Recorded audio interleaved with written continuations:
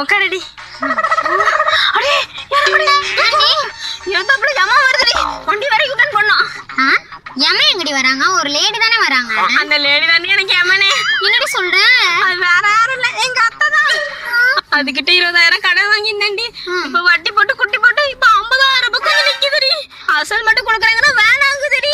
இப்ப அதுகிட்ட இருந்து எப்படி தப்பிக்கணும்னு தெரியலடி. சரி, அவங்க கிட்ட இருந்து தப்பிக்க வச்சா எனக்கு என்ன தருவ? 500 தரேன். நசமா? நசமா.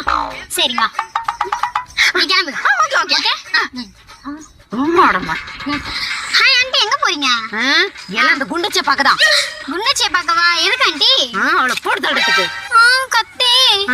என்கிட்ட கடன் வாங்கிட்டு குடுக்காம டிமிக் கொடுத்துருக்கா. அதான் அவளை போட்டு தள்ளிடலான்னு சொல்லிட்டுதான் அடைஞ்சிட்டு இருக்கேன். வீட்டுல தானே இருப்பா? ஆமா ஆண்டி. ஆண்டி ஆண்டி உங்களுக்கு சிரமம் கொடுக்க வேணாம் ஆண்டி, அவளே செத்து பழச்சு வந்திருக்கா. என்னடி சொல்ற? ஆமா ஆண்டி, கடன் தொல்லை தாங்க முடியாம இப்படி பண்ணிக்கிட்டா ஆண்டி.